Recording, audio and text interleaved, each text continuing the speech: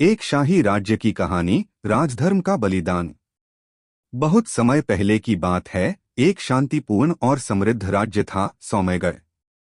इस राज्य की रानी रानी वसुधा बुद्धिमान, साहसी और न्यायप्रिय थीं। उनके शासन में हर कोई खुश था, किसान, व्यापारी, सैनिक और आम लोग। परंतु जैसा कि अक्सर होता है, जब सब कुछ ठीक चलता है, तब भी कहीं न कहीं अंधेरा छुपा होता है। रानी वसुधा के दरबार में दो खास व्यक्ति थे। एक थे सेनापति अर्जुन, जो निडर, ईमानदार और रानी के प्रति पूर्णतः वफादार थे, और दूसरे थे मुख्य सलाहकार रघुवीर, जो बहुत ज्ञानी तो थे, लेकिन भीतर से चालाक और स्वार्थी भी।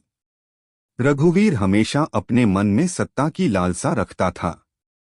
उसने धीरे धीरे दरबार में षड्यंत्र फैलाना शुरू किया। छोटे छोटे झूठ, गलत सलाह और ऐसे फैसले जिनसे जनता में रानी के प्रति नाराजगी बढ़े।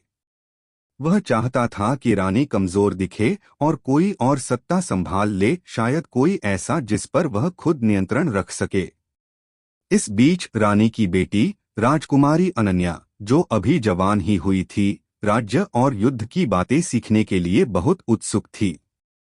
वह बहादुर थी, लेकिन अनुभव की कमी थी। वह खुद को मां की तरह साबित करना चाहती थी। एक दिन खबर आई कि राज्य के सीमावर्ती हिस्से में विद्रोह शुरू हो गया है, और चौंकाने वाली बात ये थी कि विद्रोह का नेतृत्व कर रहे थे कुछ रानी के ही पुराने दरबारी। ये वही लोग थे जिन्हें रघुवीर ने धीरे धीरे अपने पक्ष में कर लिया था। स्थिति गंभीर हो गई। रानी वसुधा ने तुरंत सेनापति अर्जुन को बुलाया। अर्जुन ने स्पष्ट रूप से कहा, रानी मां, यह भीतर से साजिश है।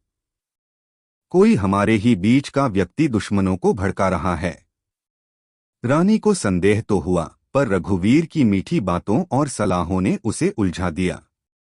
रघुवीर ने कहा, राजकुमारी को इस अवसर पर मोर्चा संभालने दीजिए, यह उनके लिए अच्छा अनुभव होगा। उसका इरादा था कि यदि अनन्या असफल हो जाए तो रानी की प्रतिष्ठा को ठेस पहुंचे।